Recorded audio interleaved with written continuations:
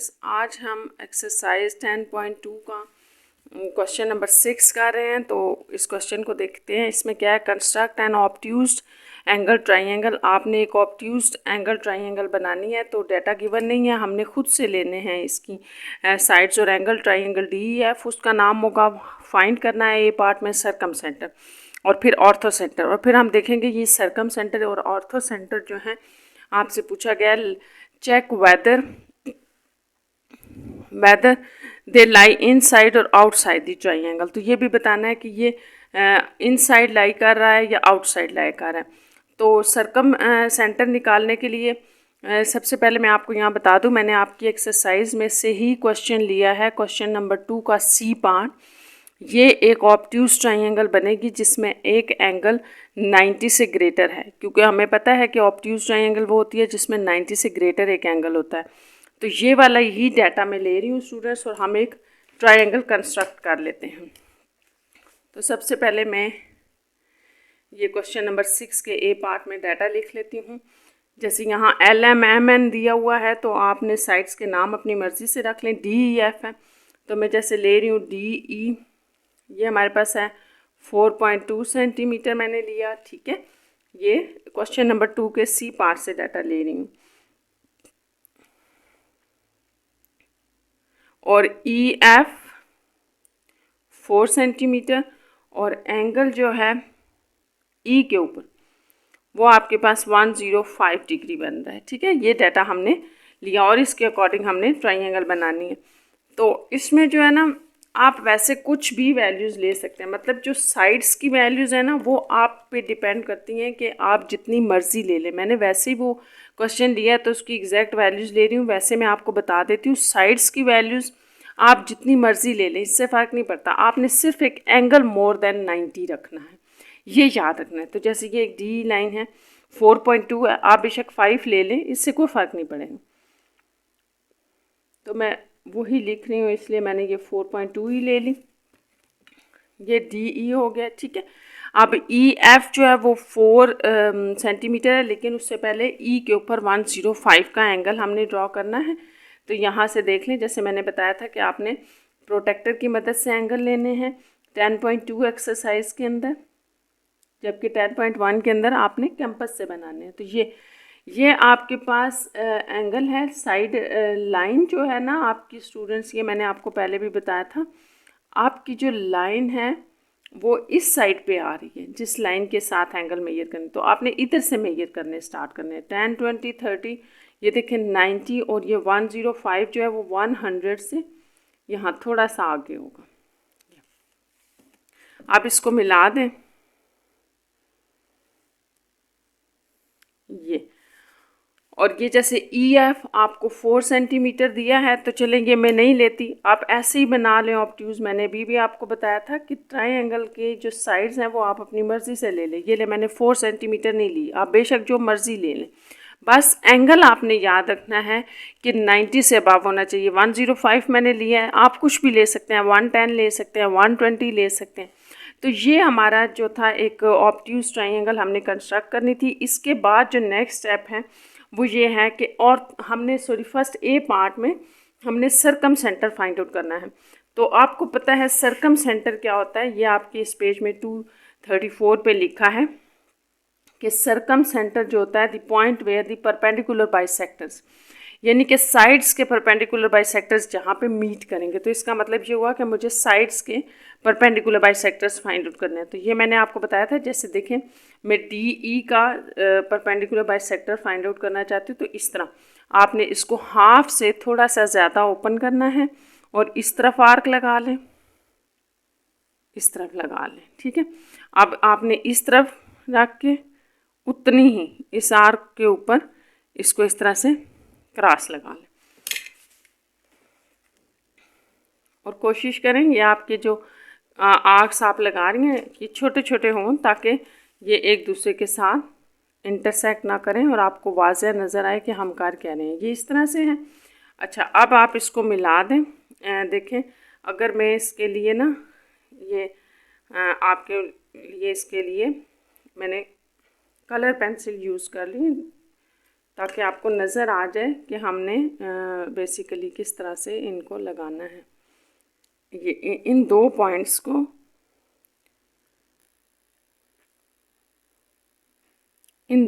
को आप मिला दें। ये तो ये आपका पहला राइट बाइसेक्टर है डी ई लाइन के ऊपर, ठीक है। अब हमने नेक्स्ट क्या करना है कि हम ई एफ का राइट बाइसेक्टर फाइंड आउट कर लेते हैं। तो ई एफ का राइट बाइसेक्टर निकालने के लिए आप हाफ से थोड़ा ज़्यादा ऐसे कंपास को ओपन कर लें और यहाँ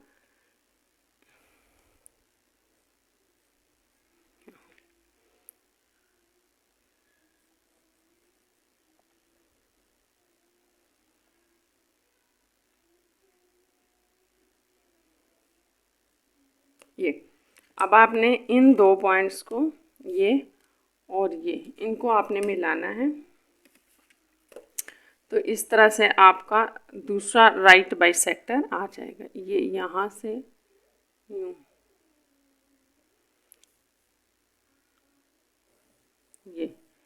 ये दूसरा राइट बाइसेक्टर आ गया। अब तीसरा जो है वो डी एफ के ऊपर हमने करना है। तो आप उसी तरह से डी एफ के हाफ से थोड़ा सा ज़्यादा कंपास को ओपन करें और फिर आर्क लगा लें। ये जैसे मैंने यहाँ से लेके इसको यहाँ हाफ से थोड़ा सा ज़्यादा ओपन करके यहाँ डी पे रख के एक यहाँ लगा लें। थोड़ा दूर मैंने लगाया है ऐसे स्टूडेंट्स, सिर्फ इसलिए कि आपको नज़र आ जाए कि ये मीट कैसे कर रहे हैं। वो एक ही अगर करीब करीब आप कर देंगे तो फिर कर्व्स जो है ना वो मिक्स होना शुरू हो जाएंगे। ऐसे करके ऐसे चलें, ऐसे बना लें इसको और यूँ। अब हम इनको आपस में मिला देते हैं।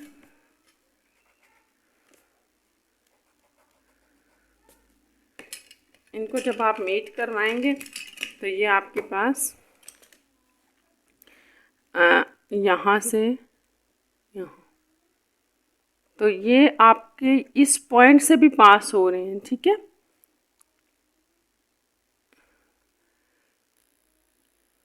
ये आपने इसका ख्याल रखना है ऐसे। तो ये आपके यहाँ से मीट कर रहे हैं एक पॉइंट के ऊपर, तीनों पास हो गए एक पॉइंट से। तो ये आपका सरकम सेंटर पॉइंट है एक ऑब्ट्यूज ट्राइंगल का, और यहाँ पर हम देख रहे हैं कि ये ट्राइंगल से आउटसाइड पे है, ठीक है, आउटसाइड पे है, आउटसाइड पे सरकम सेंटर। तो इसी तरह से ये आपने इसका चेक करना है, ऑर्थो सेंटर भी चेक करना है। तो वो भी students out of the side ही होगा, ठीक है, वो हम चेक कर लेते हैं। ये आपका ए पार्ट था इसका, तो इसका पहले हम कंस्ट्रक्शन पॉइंट्स देख लेते हैं। तो इसके कंस्ट्रक्शन पॉइंट्स देख लें। ये ए पार्ट में आपने ड्रॉ किया एक LM लाइन 4.2 सेंटीमीटर, MN मैंने वैसे 4 नहीं ली थी, लेकिन आप जो मर्ज़ी ले लें, 5 ले लें, 6 ले लें, जो भी लेनी है। हमने एंगल 105 कंस्ट्रक्ट किया और ये सबसे अहम है क्योंकि एक ऑब्ट्यूज ट्राइंगल हमने कंस्ट्रक्ट कर ली। LMN एक आपके पास ऑब्ट्यूज ट्राइंगल है। इसके बाद draw right bisector of LM, NN and NL। हमने तीनों के राइट बाइसेक्टर्स ड्रॉ कर लिए साइड्स के। Thereby these bisectors meet at M। इसको आप M पॉइंट कह सकते हैं, या जैसे M तो है ना, आप इसको O कह लें, तो इसको O लिख लें, इसको आप O पॉइंट कह लें, नाम जो मर्ज़ी रख लें, ठीक है। इसके बाद जो पॉइंट O है आपका इज़ अ सरकम सेंटर, वही आपका सरकम सेंटर है। और हमें क्या समझ आ रही है कि जो सरकम सेंटर है लाइज आउटसाइड दी ट्राइंगल, ये आपके पास आउटसाइड दी ट्राइंगल लाई कर रहा है। अब नेक्स्ट इसका ऑर्थो सेंटर देख लेते हैं, वो कैसे फाइंड आउट करना है।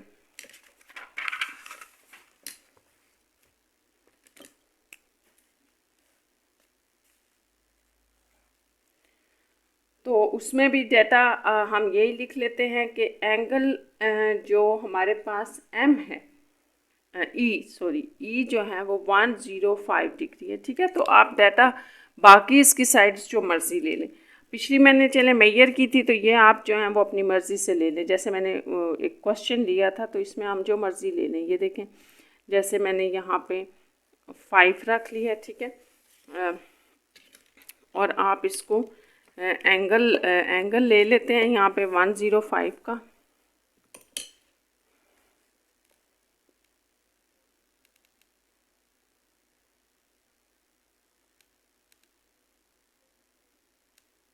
इधर आप 105 का एंगल ले लें यहाँ पर, तो ये आपकी ट्राइंगल बन जाएगी, ऑब्ट्यूज ट्राइंगल। इसको मिला दिया और इसको मैंने यहाँ मिला दिया, तो ये आपके पास DEF ट्राइंगल बन गई, जहाँ ई जो है वो आपका 105 डिग्री है। अब ऑर्थो सेंटर जो होते हैं वो आपके पास ऑल्टीट्यूड से होते हैं, तो हम यहाँ पे पहले इसके 3 ऑल्टीट्यूड बना लेते हैं कि ऑल्टीट्यूड कैसे बनाना है। और ये याद है आपको कि कैसे बनाया था हमने ऑल्टीट्यूड, क्वेश्चन नंबर 2 में भी बनाए थे। यहाँ ई के ऊपर रख के, जैसे मैं DF का ऑल्टीट्यूड बना रही हूँ, तो यहाँ रख के इसको थोड़ा सा इससे ऐसे ओपन करना है। ऑल्टीट्यूड बेसिकली क्या होता है आपके पास, वो जो अपने सामने एक वर्टेक्स से सामने वाली साइड के ऊपर 90 का एंगल बनाएगा। अब यहाँ पर आपके पास स्टूडेंट्स ये 2 पॉइंट्स हैं, और इन पॉइंट्स के ऊपर रख के अगर मैं यहाँ आर्क लगाती हूँ, ये लगाई और यहाँ रख के ये लगा ली, तो इसको आप जब इस पॉइंट से मिलाते हैं, इस वाले पॉइंट को जब आप इस पॉइंट से मिलाएंगे, तो ये आपका पहला ऑर्थो सेंटर हो गया, ठीक है। सॉरी, ऑल्टीट्यूड हो गया। ऑर्थो सेंटर तो ये तब होंगे जब आपके पास ये तीनों एक पॉइंट से पास हो जाएंगे। तो ये हमने पहला ईस्ट वर्टेक्स से आने वाला ऑल्टीट्यूड फाइंड आउट कर लिया। अब डी से भी करने का यही तरीका है। यहाँ डी पे कंपास रखें, इसको सामने वाली साइड का ऑल्टीट्यूड निकालना है। यहाँ थोड़ा सा ज़्यादा ओपन कर लें और ऐसे ये लगा लें। और आपको याद है कि हमने 2 क्वेश्चन में देखा था कि इस कर्व को के ऊपर पॉइंट ढूंढने के लिए हम ऊपर वाली लाइन जो आ रही होती है उसको एक्सटेंड कर देते हैं, ऐसे एक्सटेंड कर दें आप, तो ये यहाँ पे आ रहा है, एक पॉइंट यहाँ आ रहा है, एक यहाँ आ रहा है। अब आपने इस पॉइंट के ऊपर रख के इधर आर्क लगाई, इस पॉइंट के ऊपर रख के यहाँ ऐसे, ये हो गए। अब आपने इस पॉइंट को इस वर्टेक्स डी के साथ मिलाना है, क्योंकि ये इससे आने वाला ऑल्टीट्यूड है। तो मैं जब इसको इसके साथ मिला रही हूँ, ठीक है, तो ये मेरे पास आ जाएगा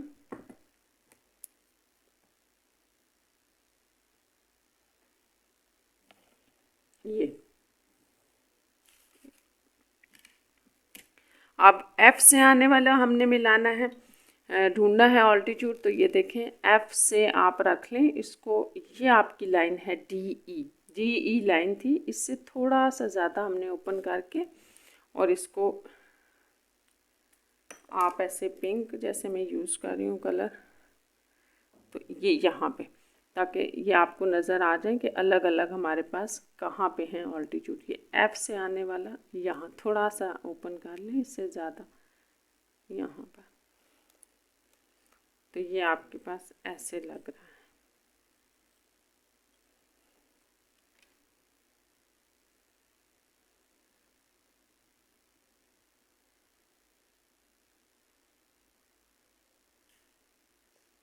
ये थोड़ा सा स्टूडेंट्स हिल गया था, इसको आपने हिलने नहीं देना। ये आ गया। अब इस लाइन को DE को अगर मैं एक्सटेंड करूँगी ना, तो फिर मुझे दोनों पॉइंट्स मिलेंगे जहाँ पे मैंने अपनी कंपास को रखना है। ये एक पॉइंट आपका ये है और एक ये पॉइंट है। इन दो पॉइंट्स के ऊपर रख के और मैंने एफ से ऑपोजिट साइड पे इस तरफ यहाँ आप लगा लें, चाहे आप थोड़ा सा स्कोर ओपन करके बाहर लगा लें, ये आपकी मर्ज़ी है, क्योंकि ये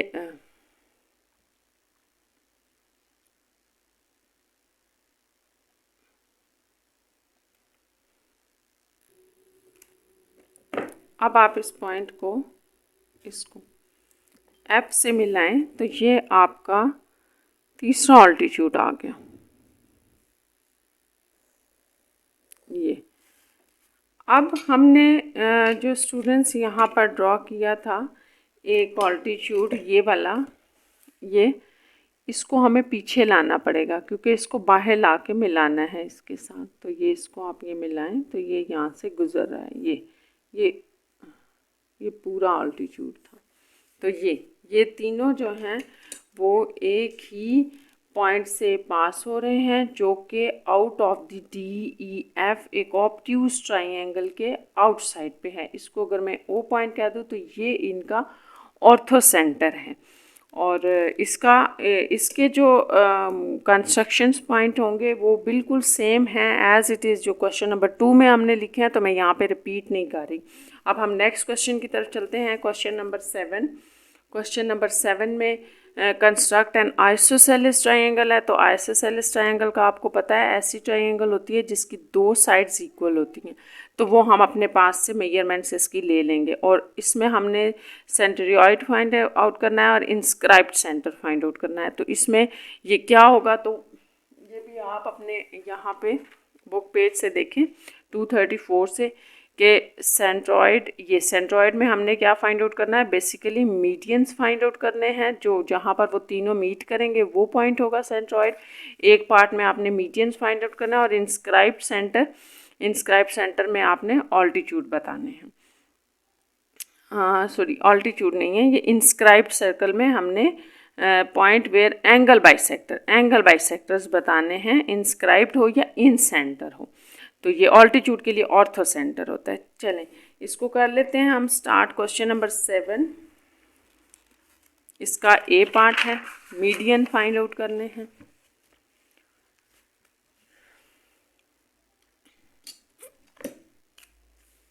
क्वेश्चन नंबर 7 ए पार्ट। पहले तो हमें ये पता होना चाहिए कि हमने एक आइसोसेलेस ट्राइंगल कैसे बनानी है। तो आइसोसेलेस ट्राइंगल बनाएंगे और फिर हमने इसका सेंट्रॉइड फाइंड आउट करना है। तो इसके लिए हम बेस लाइन, स्टूडेंट्स आप जो बेस लाइन है ना वो जितनी मर्ज़ी ले लें। जैसे मैंने बेस लाइन इसकी 4 ले ली, 4 सेंटीमीटर बेस लाइन ले ली। अब मुझे इसका आइसोसेलेस लेनी है, यानी कि इस तरह से लेनी है कि इसकी बाकी रिमेनिंग 2 साइड्स जो हैं वो इक्वल होंगी। तो वो मैं दोनों 5-5 सेंटीमीटर ले रही हूँ, लेकिन वो आप कंपास से लेंगे 5 सेंटीमीटर। ये यहाँ से यहाँ तक 5 सेंटीमीटर है। तो आप यहाँ पर रख के ऐसे एक आर्क लगा लें, एक यहाँ रख के आर्क लगा लें।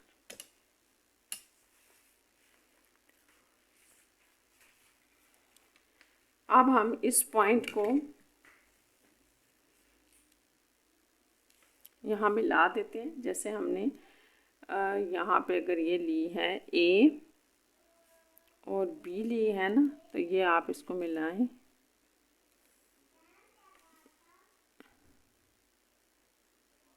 तो ये आपके पास C, ये एक आइसोसेलेस ट्राइंगल ABC कंस्ट्रक्ट होगी।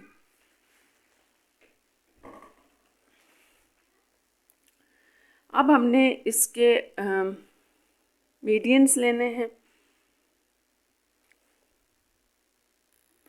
तो मीडियंस के लिए हमने ये देखा था क्वेश्चन नंबर 4 में जिस तरह से, उसी तरह से हम यहाँ मीडियंस लेंगे। कि सबसे पहले मैंने आपको बताया था कि हम राइट बाइसेक्टर की मदद से यानी कि इस ट्राइंगल का राइट बाइसेक्टर लेंगे जिससे इस ट्राइंगल का यहाँ पर मिड पॉइंट आपके पास आ जाएगा और उस मिड पॉइंट को हम सी से मिला देंगे तो ये पहला मीडियन हो जाएगा। ठीक है, तो हमने यहाँ पे क्या लेना है, राइट बाइसेक्टर्स लेने हैं।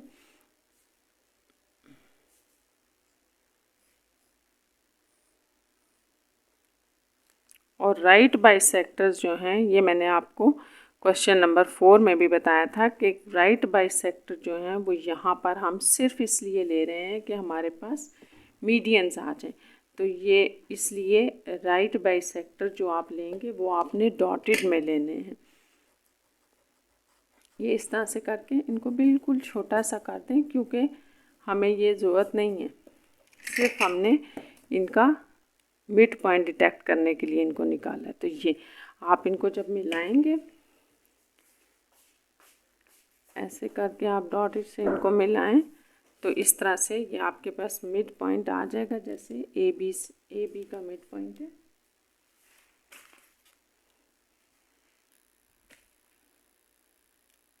इसको आप डी कह लें।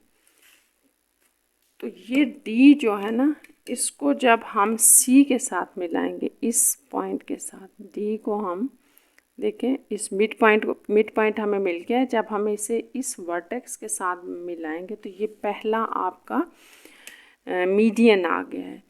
तो ये आपने याद रखना है कि ये जो लाइन होती है राइट बाइसेक्टर, ज़रूरी नहीं है कि ये इस पॉइंट से आ रही हो, ये तो आप इस ट्राइंगल में आ रही है ना, वैसे ज़रूरी नहीं होता, इसलिए हम इनको राइट बाइसेक्टर को अलग बनाते हैं। इसी तरह आप बी सी का मिड पॉइंट ढूंढने के लिए हमने इसके हाफ से थोड़ा ज़्यादा ओपन किया यहाँ, और अब आप सी के ऊपर रख के लगाएं, यहाँ सी के ऊपर रख के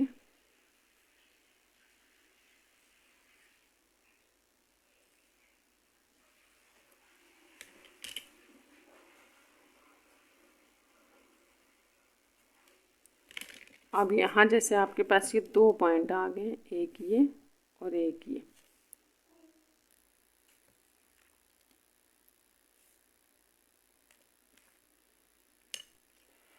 अब इन दोनों पॉइंट्स को जब हम मिला रहे हैं तो हमें एक मिड पॉइंट मिल जाएगा। इस तरह से आप इसको डॉटेड में मिला लें, इसका मिड पॉइंट आप इसको ई कह लें। अब इस मिड पॉइंट ई से अगर मैं ए के साथ, जैसे ये वाला पॉइंट ई है, इसको मैं ए के साथ मिलाऊंगी तो ये सेकंड मीडियन आ जाएगा। ये आपका सेकंड मीडियन आ गया। अब ए सी को आपने बाइसेक्ट करना है तो ये हाफ से थोड़ा ज़्यादा खोल लें, वैसे आप ये पूरा भी खोल सकते हैं। ये यहाँ तक, यहाँ लगा लें आर्क, एक यहाँ मैंने थोड़ा ज़्यादा इसलिए खोला है ताकि आर्क थोड़ी दूर लग जाए, बाकियों के साथ मिक्स ना हो। ये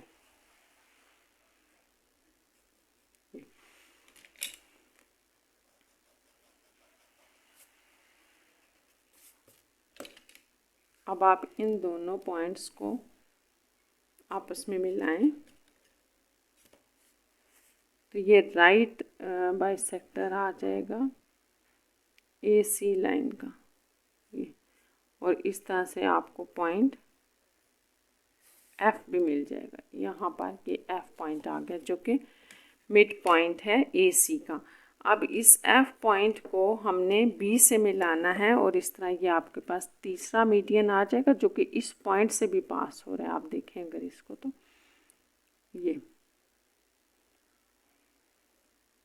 तो ये आपका मीडियन है जो कि तीनों मीडियन एक पॉइंट से पास हो रहे हैं।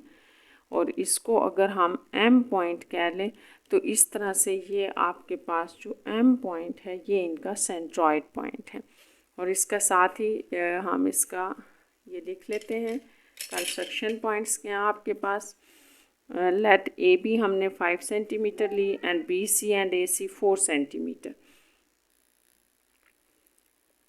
अच्छा स्टूडेंट्स, जैसे मैंने आपको बताया था साइड्स आप जितना मर्जी रख लें, ठीक है। हमने एक आइसोसेलेस ट्रायंगल कंस्ट्रक्ट की, फॉर मिड पॉइंट्स, उसके मिड पॉइंट्स के लिए हमने side by sectors find out किए, ठीक है।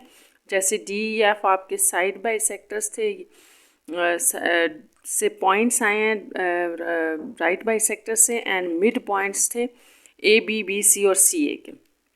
अब इसके साथ ही हमने सारे क्या किया था कि एक एक पॉइंट को उसके वर्टेक्स पॉइंट से मिला दिए। जैसे हमने डी को वर्टेक्स सी से मिला दिया, ठीक है, ये आपके पास एक मिड पॉइंट था। इसी तरह ई वर्टेक्स को ए से मिलाया, एफ को वर्टेक्स बी से मिला लिया, और इस तरह से ये तीन आपके पास मीडियंस आ गए जो कि एक पॉइंट पे मीट कर रहे थे। वो पॉइंट था आपके पास एम, और एम जो है वो सेंट्रॉइड पॉइंट है इस ट्राइंगल का। यहाँ पर ये एक ही पॉइंट से पास हो रहे हैं। बी पार्ट देखते हैं। बी पार्ट में है कि फाइंड आउट करना है इंस्क्राइब सेंटर, यानी कि आपने एक इसी तरह से एक आइसोसेलेस ट्राइंगल लेनी है और उसके एंगल बाइसेक्टर्स फाइंड आउट करने हैं, फिर देखना है कि वो कहाँ से पास हो रहे हैं। देखें जैसे ये है, यहाँ पर भी आप जैसे मर्ज़ी ले लें। ये मैंने 5 सेंटीमीटर की ले ली है नीचे वाली लाइन, ठीक है, बेस लाइन जो है, और 4 सेंटीमीटर की मैं ऊपर वाली ले लेती हूँ। तो इसके लिए हमें कंपास को ओपन करना पड़ेगा 4 तक, 4, और अब यहाँ से आप एक आर्क ड्रॉ कर लें, फिर इधर से। तो इस तरह ये वाला पॉइंट हमारा जब इस पॉइंट के साथ मीट करेगा तो आपके पास एक आइसोसेलेस ट्रायंगल कंस्ट्रक्ट हो जाएगी।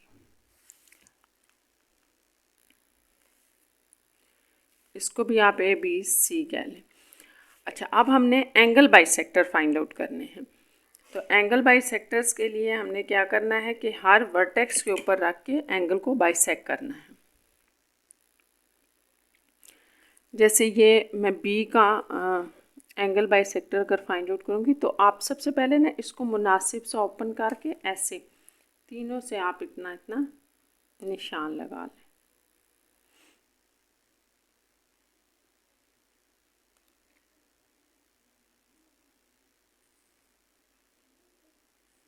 या आप अपनी मर्ज़ी से जितना भी ले लें, तीनों के डिफरेंट भी हो सकते हैं, सेम ले लें, कोई फ़र्क नहीं पड़ता, या डिफरेंट ले लें। ये देखें, अब आपने यहाँ पर पहले जैसे मैं ए से अगर फाइंड आउट कर रही हूँ ना, तो मैंने सबसे पहले ए के ऊपर यहाँ रखा और एक मुनासिब से आर्क खोले ताकि बाहर लग जाए आर्क, यूँ ऐसे करके इधर लगाया, एक आर्क लगाई और इधर रख के इधर लगाई, ठीक है। ए के लिए पहले हमने इसको ये इस पॉइंट पे रखा, फिर यहाँ रख के ये लगा लिया, और अब आप देखें ये जो आपके पास पॉइंट आया है इसको जब आप ए से मिलाएंगे ना तो ये आपका पहला एंगल बाइसेक्टर होगा। इस तरह से आपके एंगल बाइसेक्टर होते हैं। एंगल आपका बाइसेक्ट हो गया 2 पार्ट्स में। ये आपका एंगल बाइसेक्टर है। इसी तरह बी के ऊपर रखें, जैसे यहाँ रख के बाहर लगाने के लिए मैंने यहाँ लगा ली, यहाँ पर रख के फिर लगा लें ऐसे, और इस पॉइंट को आप बी के साथ मिला दें।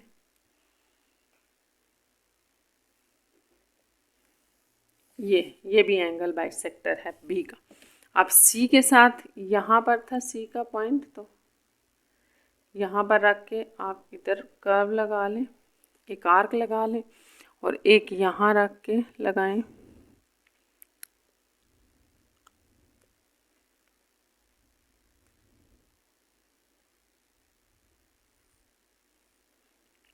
और इस पॉइंट को हमने पीछे सी के साथ मिलाना है, और साथ ही आप देखें वो दोनों के एंगल बाइसेक्टर से भी पास हो रहा है, यहाँ से भी पास हो रहा है। तो इसको आप मिलाएंगे यूं करके, तो ये तीनों आपके पास एक ही पॉइंट से पास हो गए, और वो पॉइंट एम है, और वही पॉइंट इनका इंस्क्राइब्ड सेंटर भी है एम।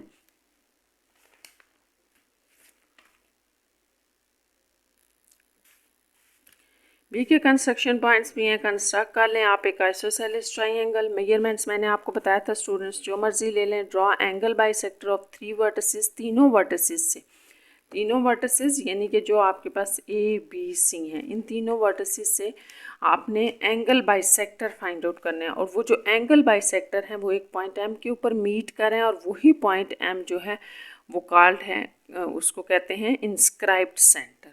वो आपके पास inscribed centre of the triangle है।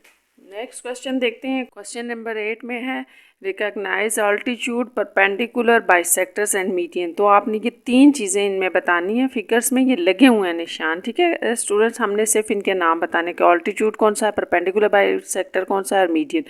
तो आपने इनके लिए याद रखना है, जैसे ऑल्टीट्यूड जो होता है उसके लिए हमने पढ़ा था कि वो साइड्स के ऊपर 90 का एंगल बना रहा होता है। जैसे ये बी ई लाइन आपको दिखाई गई है, तो यहाँ पे बता रहे हैं कि 90 का एंगल बना रहा है, ठीक है। और ऑल्टीट्यूड जो होता है वो दूसरी बात ये भी आपने याद रखनी है कि वो साइड के मिड पॉइंट में से या सेंटर से नहीं पास होता, इसलिए आप इसको लिख लें, जैसे यहीं लिख लेते हैं बी ई जो है वो आपका ऑल्टीट्यूड है, ठीक है।